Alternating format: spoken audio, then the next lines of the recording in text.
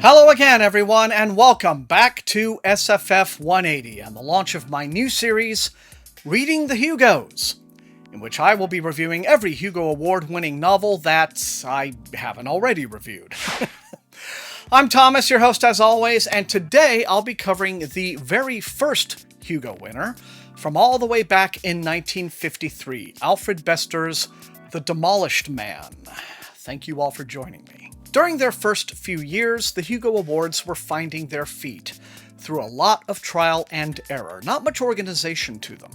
They didn't even have shortlists until 1956 because, at the very beginning, there weren't actually nominees. There was only a single voting round. Categories were not quite set in stone. In 1953, there was actually an award given for number one fan personality, which was won by Forrest J. Ackerman. About whom the less said the better. The very first Hugo ceremony was held at PhilCon 2, the 11th Worldcon, at the Bellevue Stratford Hotel in Philadelphia over the weekend of September 5th through 7th. It cost $1 to get in at the door, and an estimated 750 people turned up. Alfred Bester, who died in 1987, was one of science fiction's most celebrated writers in his heyday, though he was never especially prolific, and in fact he spent many years away from the field, writing for television and radio, as well as working as an editor for the travel magazine Holiday. He only published 8 novels, 2 of them posthumously, and the first of these was The Demolished Man. The story is a police procedural shot through with what I imagine was blistering social satire in the early 1950s. Like most SF novels of its day, it was first serialized in a magazine, in this case, Galaxy. Part of the reason the earliest Hugo Awards were as fluid as they were in their various categories is that science fiction in book form was a fairly new publishing market, only just getting off the ground.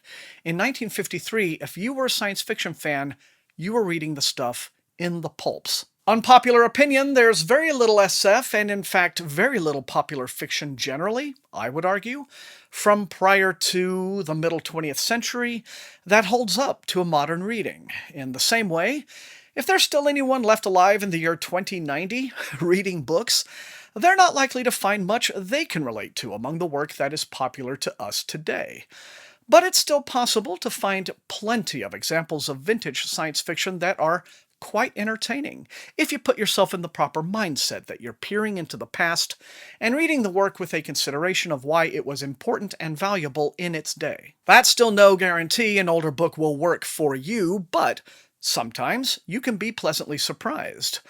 The Demolished Man is still wildly entertaining with all of its dated elements in place, mainly because I saw in it what I didn't see when I first read it forever ago as a little adolescent Thomas. It's much better read as a comedy than as a thriller. As with a lot of classic SF, there have been failed attempts to turn The Demolished Man into a movie over the years by such directors as Brian De Palma. I'm frankly glad he failed, because he would have tried to turn the book into a grim, bloody thriller, no doubt also ramping up the sex. The Demolished Man needs filmmakers like the Coen brothers, somebody who can combine suspense and dark humor the way they did in movies like Fargo and Burn After Reading. So, the book. The Demolished Man is set in the 24th century, when many people are espers, possessing telepathy to one degree or another. Now, this is back when telepathy was a very literal concept in SF, all about hearing thoughts, in the same way you can't help overhearing someone's phone call because they haven't got the common courtesy not to talk on speaker in public. Now, it seems to me this kind of telepathy would be the opposite of a gift. I mean, imagine being able to just hear what anyone was thinking at any time. If you think you see somebody's worst version of themselves on anonymous social media posts, imagine being able to peer into the darkest crevasses of their mind. Speculating on the cultural impact of living with widespread telepathy is what inspired Alfred Bester to write a story in which a man plans and carries out a murder in a world where no such crime has been possible for 70 years. Ben Reich is a megalomaniac tycoon whose increasing paranoia, brought on by nightmares of a menacing, faceless man, leads him to suspect that his chief business rival, Cray de Courtney, is out to destroy him. Now, Reich's business cartel is indeed spiraling into bankruptcy, but de Courtney has actually accepted a merger offer from Reich.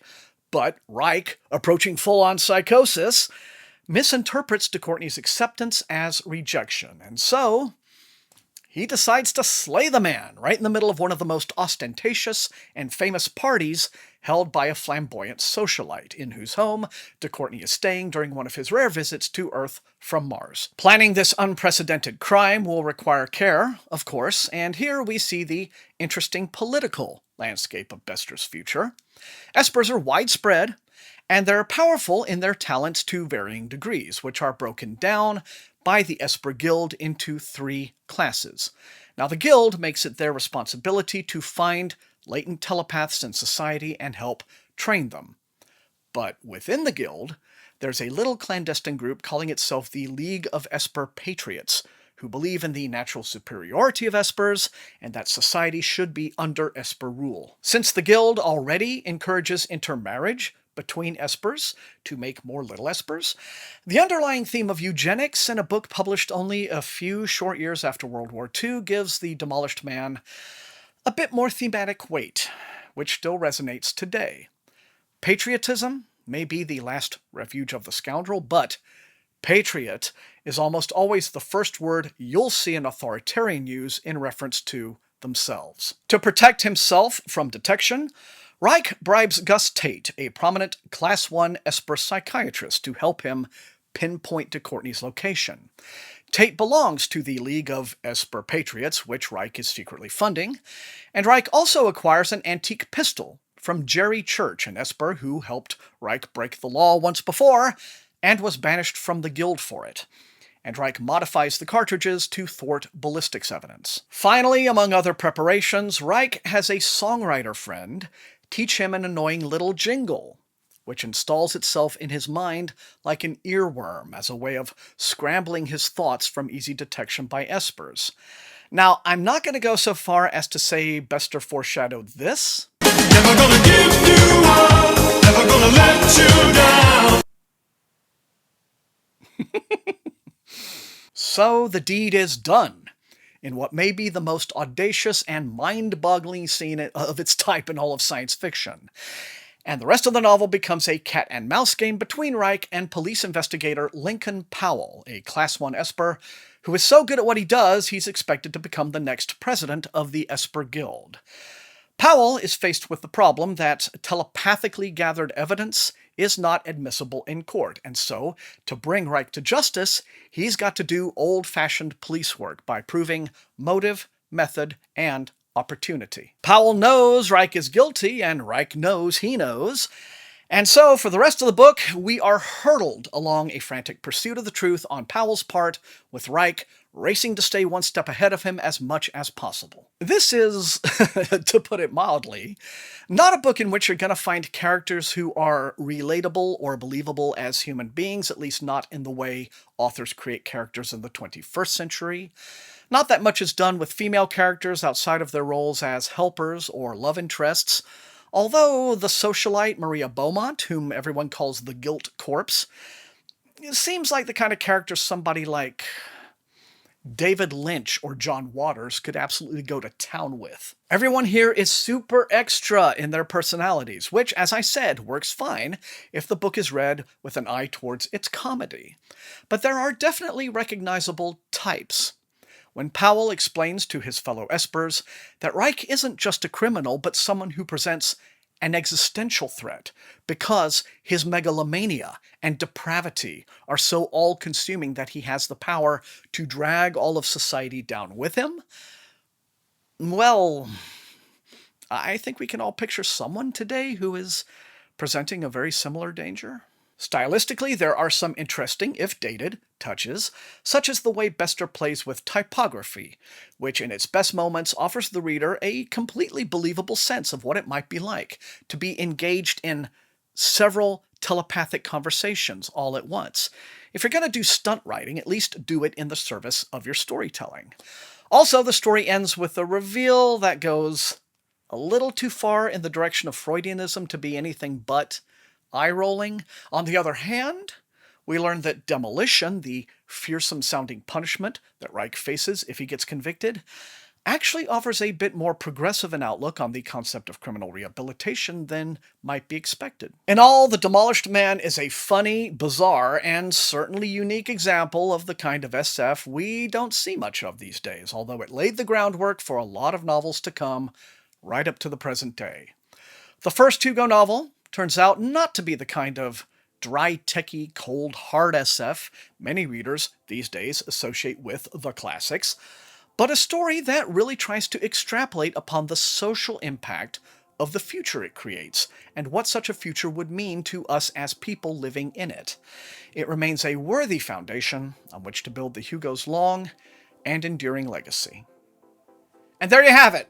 That's all I've got for this episode of SFF180 and the first installment of Reading the Hugos. Be sure to come back for the next installment of Reading the Hugos, when I will be discussing a book that is widely regarded to be the worst Hugo-winning novel of all time.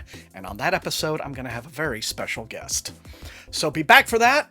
Remember the most important thing, these are reviews. You will not always agree with me, but if you enjoyed watching, slam that like button, share the video far and wide with all of your SFF reading friends, and above all, please subscribe. If you have not done so, that is how the channel grows. You can also support SFF180 at my TeePublic store and at my Patreon, where recruits into Wink's Army get little perks like getting early access to some of my videos, when I finish them early enough.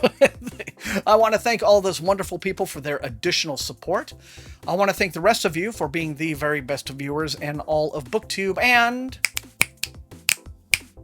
until I see all of you next time, happy reading.